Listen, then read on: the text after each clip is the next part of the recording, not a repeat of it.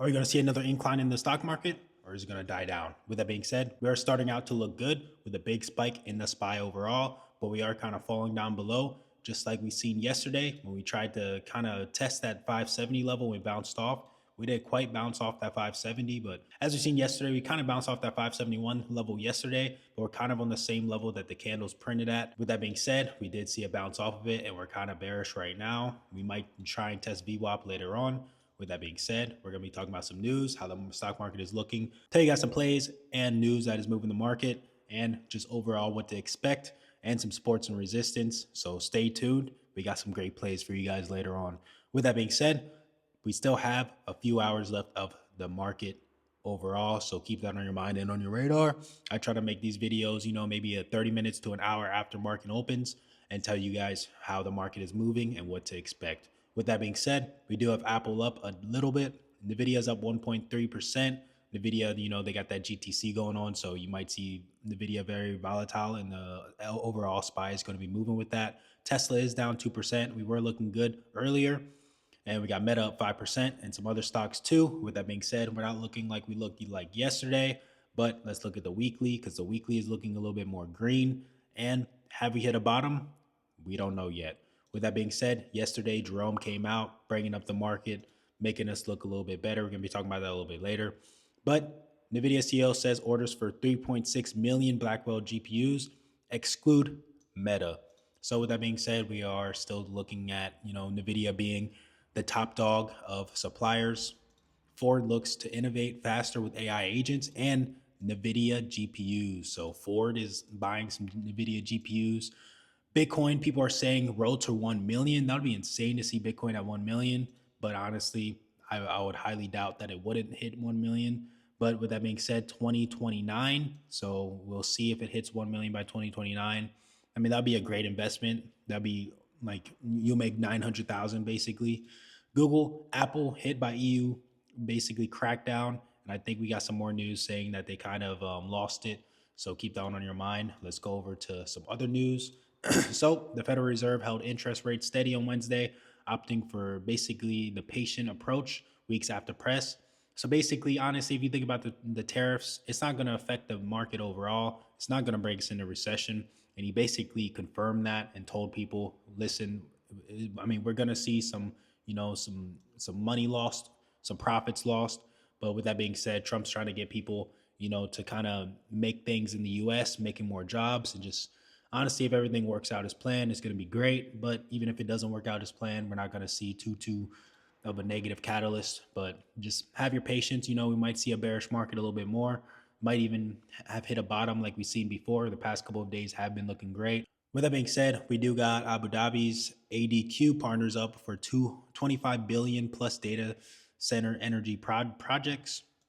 We have the Trump administration plans to impose new tariffs on April 2nd. So keep that on your mind, basically possibly totaling trillions of dollars. So that might affect the market a little bit more coming in the next coming weeks. We do have a Solana ETF, sorry, launched in the US tomorrow. So keep this one on your mind. We'll be looking at that a little bit later. Some things with the Model Y, because the Model Y has been killing sales recently. So talking about Tesla overall, but the Model Y, 9,000 sales. And then we also have another one at 13,000 sales. So the Model Y is killing it right now. So if you guys are, bearish on Tesla, or you guys just overall hate Tesla, just look at the numbers, man. There's also another thing with Tesla halts Cybertruck deliveries after panels held together by glue come apart. So this is kind of insane. There is actually a recall that we're going to be talking about a little bit later. I think might be, I got to look for it a little bit later. But with that being said, we do got some insider trades, so you guys can screenshot this. I'm going to zoom in a second, but you guys can screenshot this one overall. With that being said, these are just all insider trades. We have one that's worth, 38 million and even more. So with that being said, you guys can screenshot this if you guys want to kind of see what everybody's investing in. But we'll kind of scroll down a little bit more, get y'all some screenshots. But these are just some insider trades. Might make a video on this a little bit later, but this is it if you guys want screenshots. So basically, Fed sees 2 rate cuts in 2025. So Fed kind of came out and said that we're probably going to see estimated of 2 cuts in 2025. A lot of traders and stuff like that is kind of still guessing that we're going to get 3 rate cuts, and some people saying 4. But I mean, he just came out that we're going to get 2 rate cuts, like kind of made it not really official, but just saying that's how they feel. Amazon loses court fight against a record $812 million in the Luxembourg privacy fine. So this kind of came out, I think, a few weeks ago, and then they finally lost, I guess. But that might bring Amazon down. So keep Amazon on your mind and on your radar, maybe to the downside. But Elon Musk X basically raises almost $1 billion in new equity funding. But basically, let's talk about the overall stock market and kind of just how everything moves. So basically, man, the financial markets have kind of experienced notable movements influenced by various economic indicators, corporate developments, and geopolitical events. So the US stock futures pointed lower today following a previous surge driven by Federal Reserve's projections of 2 interest rate cuts within the year. Notably, Boeing shares saw a significant rise due to positive comments from the CFO regarding tariffs and new orders from Japan Airlines. With that being said, basically Boeing has been, kind of making new planes, basically, in short, and the tariffs aren't affecting it as much, and we have been seeing a big spike in Boeing. So keep that one on your mind. So Federal Reserve. So basically, the Federal Reserve maintained interest rates, but revised its inflation forecast upwards and lowered its economic growth outlook. So basically, bringing the stock market up, as you guys seen yesterday. Jerome himself comments on basically the nature of the tariff-driven inflation, reassuring investors and leading to a rally in stocks. And you guys seen it even continue rallying today.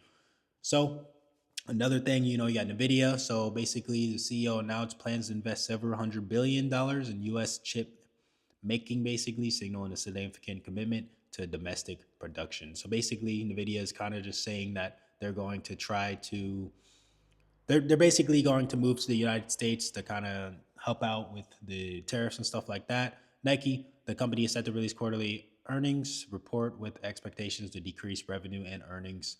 So keep Nike on your mind for a bearish to the downside. FedEx, so projections indicate a 20% increase in adjusted EPS and a slight revenue growth, with analysts maintaining a bullish outlook for the stock. So FedEx might go up today after market open or market close, sorry.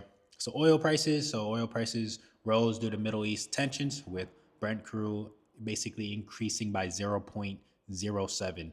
Gold, we're still at that record high, and we've been, breaking record highs. Bitcoin experienced a slight decline of 0.30%, trading at $85,000. We're going to be looking at Bitcoin a little bit later. So what should we look at tomorrow? So central bank policies, any further guidance from the Federal Reserve or any central banks regarding interest rate decisions, some corporate earnings. You guys already know Nike, FedEx right after close, geopolitical developments, ongoing trade negotiations, and even the war negotiations.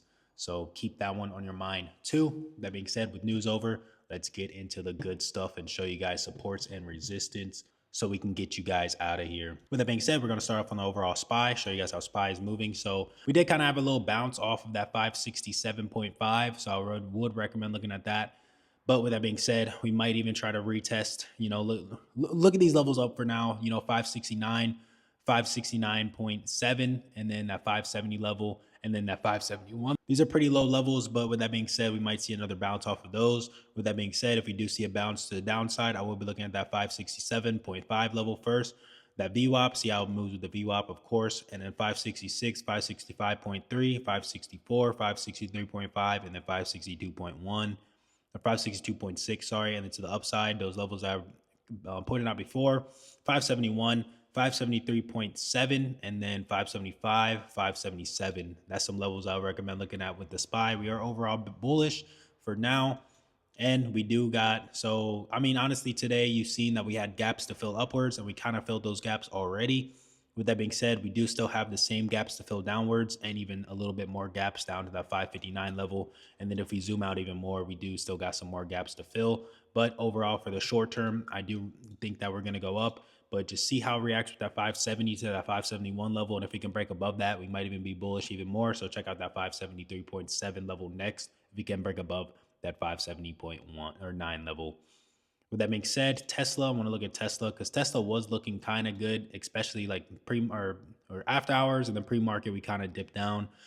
With that being said, we do kind of have that same gap, kind of how SPY kind of looked, the same gap going up. So I would recommend looking at that 238 level. And if we can bounce above that 238, look at 240, 245, and that 250 level. But if we continue, I mean, kind of going down, we're kind of up and down right now, but we can get a little breakout up or down. With that being said, to the downside, I will look at that 230. And then below that 230, I will look at that 228, 226, 225, 222, and then 218.9. So keep those levels on your mind and on your radar.